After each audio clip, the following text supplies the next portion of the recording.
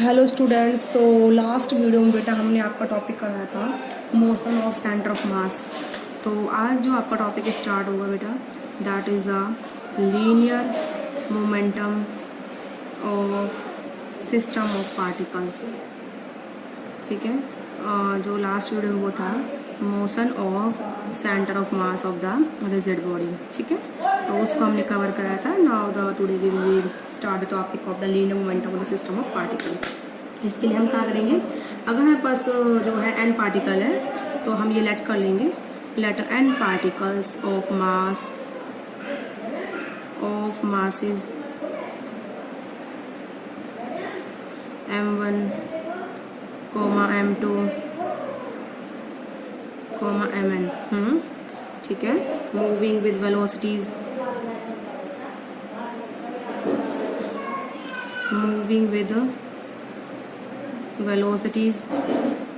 v1 v2 vn। ठीक है, हमने मान लिया। ठीक है, तो linear momentum of the n particle system of particles, linear momentum of system of n particles. ठीक है, ये निकालते हैं हम।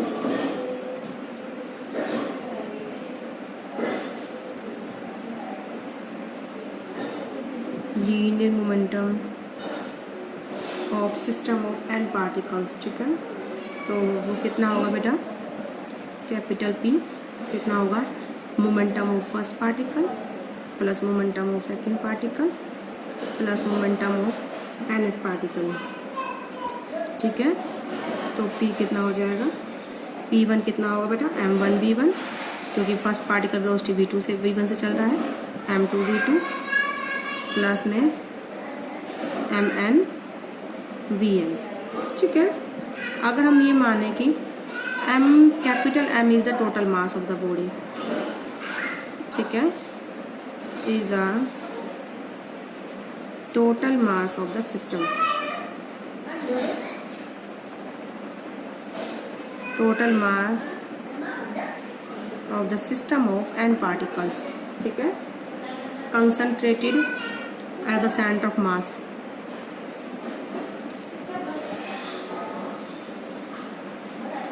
and moving with velocity v is velocity of center of mass। ठीक है, हम ये मान के चल रहे हैं जो पूरी बॉडी का मास है वो कितना कैपिटल M है, सेंटर ऑफ मास पे जो कहाँ से कंसंट्रेटेड है, सेंटर ऑफ मास पर है, और वो किस वेलोसिटी से मूव कर रहा है बेटा, वेलोसिटी कैपिटल V से वो क्या कर रहा है, मूव कर रहा है। ठीक है, ऐसा हम मान के चल रहे हैं। अब हमें पता है कि momentum of centre of mass को क्या हो जाएगा, यानी capital P is equal to mass of पूरी बॉडी का, whole body, and velocity of centre of mass. ठीक है, तो this is the equation number 1। Equation number 2, ये जो मोमेंटम था उसी बॉडी का इंडिविजुअल पार्टिकल्स की फॉर्म में था, हर एक पार्टिकल का अलग अलग। ठीक है, अब ये जो मोमेंटम है, अगर हम ऐसा माने पूरी बॉडी का मास कैपिटल M है, सेंटर ऑफ मास पर लोकेटेड है, जो भी कितनी वेलोसिटी चल रहा है v वेलोसिटी से, तो है उसी बॉडी की ही बात। तो फ्रॉम इक्वेशन 1 2, ठीक है, दोनों ही एक ही बॉडी की मोमेंटम है टोटल, तो इनके लेफ्ट हैंड साइड इक्वल तो क्या हो जाएंगे बेटा, राइट हैंड साइड भी क्या हो जाएंगे, इक्वल हो जाएंगे। तो M capital V is equal to the m1 v1 plus m2 v2 plus mn vn। ठीक है, इस तरीके से हम, तो total linear momentum of system of particle कितना हो जाएगा, product of the total mass of system and linear velocities. Total linear momentum of the system of particles ये है पूरा, product of the linear momentum of the individual particles. ठीक है, clear है। तो या फिर total linear momentum of system of particle is the product of the total mass and the velocity of the centre of मास, ये भी बोल सकते हो। ठीक है, तो इसको आप लिख दीजिए, जो कि कितना हमारा total linear momentum. It means हमने इंडिविजुअल पार्टिकल का लीनियर मोमेंटम लिया, पूरी बॉडी का लिया, सेंटर ऑफ मास उसका मान लिया, तो दोनों क्या इक्वल है। It means total linear momentum of system of particles, total linear momentum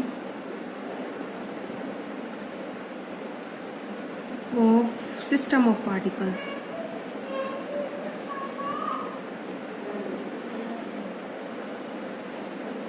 ठीक है, सिस्टम ऑफ पार्टिकल्स में क्या हो जाएगा, is equal to the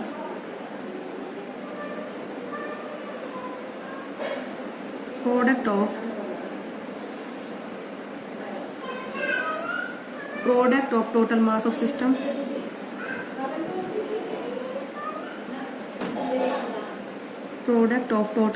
system and velocity of centre of mass.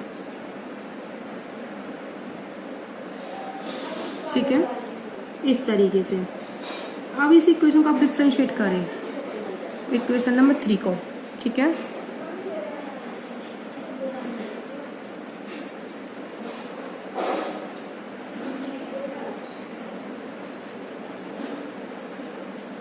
ठीक है, विद रिस्पेक्ट टू टाइम।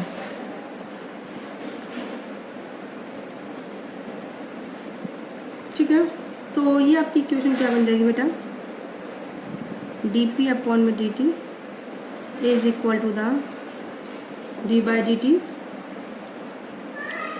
ठीक है, m इंटू में कैपिटल V। अब टोटल मास तो कांस्टेंट है, तो dv अपॉन में dt। ठीक है, is equal to the mass into में a एक्सेलरेशन। तो dp अपॉन dt कितना हो गया, total change of linear momentum of the system is equal to the external force.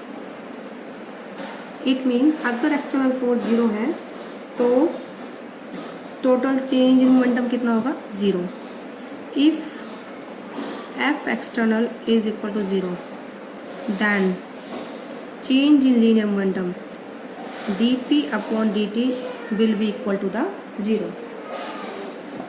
ठीक है, होगा ना 0, तो इट मीन्स मोमेंटम क्या होगा, p is equal to the constant. कैसा होगा बेटा momentum, constant.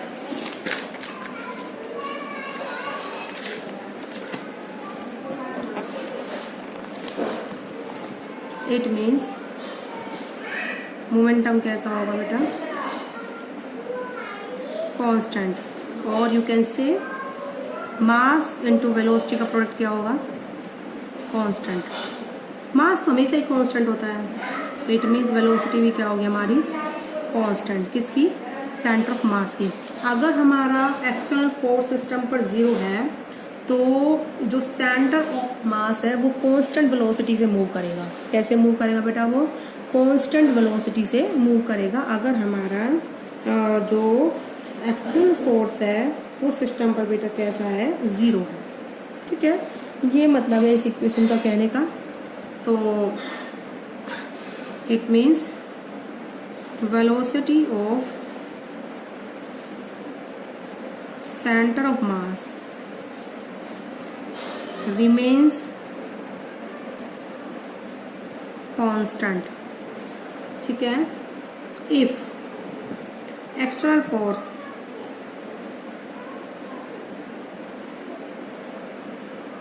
on system is 0। ठीक है, अगर एक्सटर्नल फोर्स हमारे सिस्टम पर कितना है, 0। अब हम आपको बताते हैं बेटा vector product and the cross product. इसको तो हम करवा चुके हैं बहुत अच्छे से, vector product and the cross product को। अब हम कराते हैं next topic is your the angular velocity and it's relation with the linear velocity. अगर कोई ऑब्जेक्ट, पहले मैं आपको कुछ एग्जांपल बताती हूँ मोशन ऑफ सेंटर ऑफ मास के। ठीक है, उसके बाद हम स्टार्ट करेंगे application of the motion of the center of mass, या फिर you can say that the example of the center of motion of center of mass। example of motion of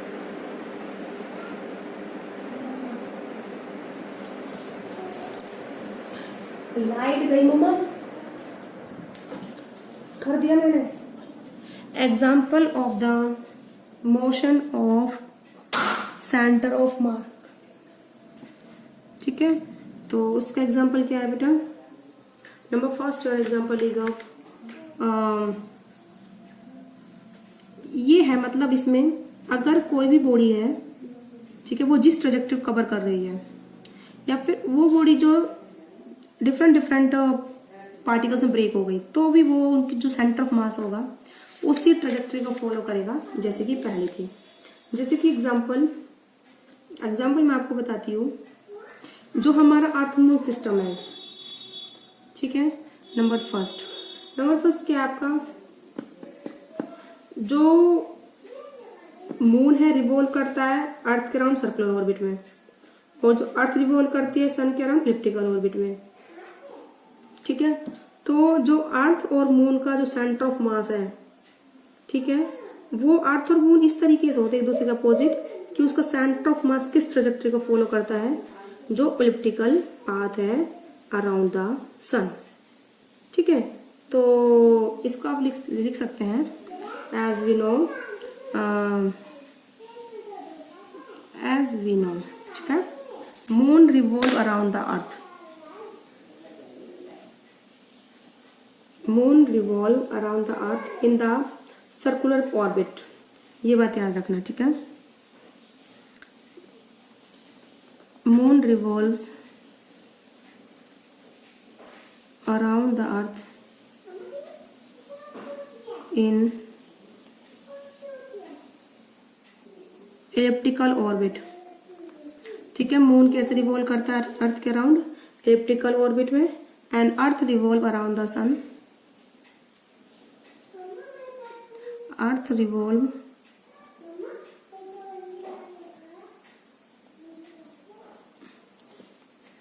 around the sun in elliptical orbit, ठीक है। तो क्या होता है बेटा, किस तरीके से होता है, ये आपका सन है, ठीक है, यहाँ पर ये किस तरीके से होता है मोशन आपका, जैसे ये आपका क्या है, मून रिवॉल्व कर रहा है इस पाथ पर, ठीक है, और जो है अर्थ रिवॉल्व करती है यहाँ पर, तो ये क्या होता है बेटा, सेंटर ऑफ मास, ठीक है, of earth moon system.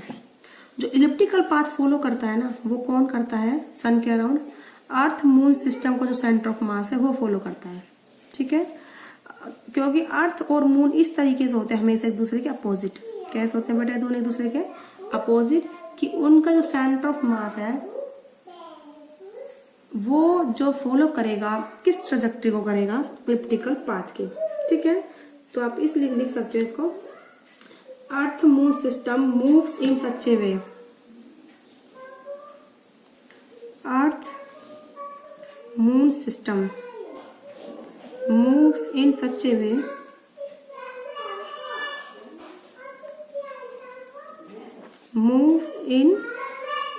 way ठीक है, that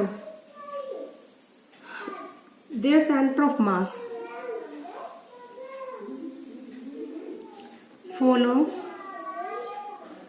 follows the elliptical path around the sun,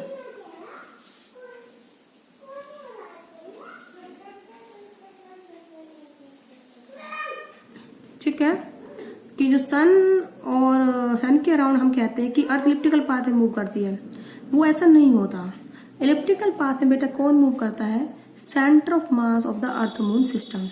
अर्थ और मून एक दूसरे के अपोजिट होते हैं हमेशा, इस तरीके से मोशन होगा उनका कि जो उनका सेंटर ऑफ मास है किस ट्रेजेक्टरी को फॉलो करे, इलिप्टिकल पाथ की ट्रेजेक्टरी को फॉलो करे, ठीक है। आपको ये चीज याद रखनी है। ऐसे ही जो कोई भी ऑब्जेक्ट है, तुमने जो उसको किसी भी पैराबोलिक पाथ में फेंका है, जैसे क्रैकर्स क्या होते हैं, पहले कुछ ऊंचाई पर जाते हैं, फिर वो फ्रैगमेंट में ब्रेक हो जाते हैं। तो motion of fragments of cracker क्या होता है बेटा, जो क्रैकर है पहले किस पाथ में फॉलो करता है बेटा, वो एलिप्टिकल पाथ में मूव करता है। ठीक है, अब जैसे वो फ्रैगमेंट में ब्रेक होता है, एक फ्रैगमेंट, दूसरा फ्रैगमेंट, तीसरा फ्रैगमेंट, फोर्थ फ्रैगमेंट, इस तरीके से करता है कि उनका सेंटर ऑफ मास किस ट्रेजेक्ट्री को फॉलो करेगा जो पहले पैराबोलिक ट्रेजेक्ट्री थी। तो ये क्या हो जाएगी बेटा, parabolic trajectory of centre of mass.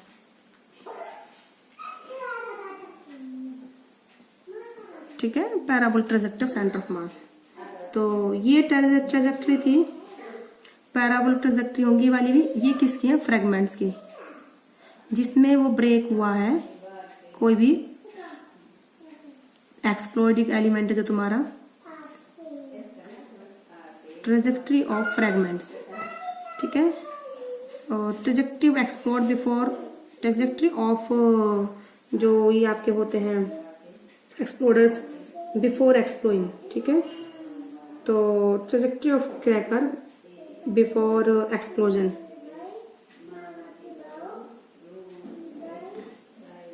Trajectory of cracker before explosion. तो मतलब जैसे एक्सप्लोड नहीं हुआ उससे पहले जो ट्रेजेक्ट्री होती है क्रैकर की, और जैसे वो एक्सप्लोड हो गया वो भी सारे भी कैसे पाथ कवर करेंगे, पैराबोलिक। बट उनका जो सेंटर ऑफ मास है इस तरीके से ये पैराबोलिक पाथ मूव करेंगे, उनका सेंटर ऑफ मास जो इनिशियल ट्रेजेक्ट्री को फॉलो करे। ठीक है, तो ट्रेजेक्ट्री सेंटर ऑफ मास की क्या रहेगी, एज इट इज। ठीक है, तो क्या लिखोगे आप,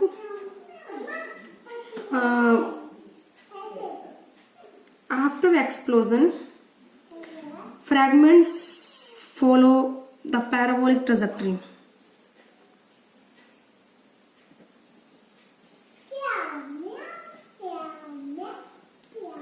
After explosion, fragments follows parabolic trajectory. But their center of mass follow the parabolic trajectory. Follow the parabolic trajectory as of before explosion.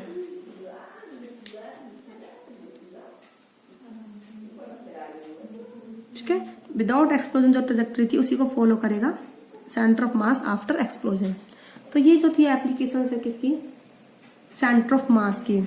तो इसके बाद जो हम आपका नेक्स्ट टॉपिक कराएंगे नेक्स्ट वीडियो में कराएंगे। आज की वीडियो में बेटा इतना ही।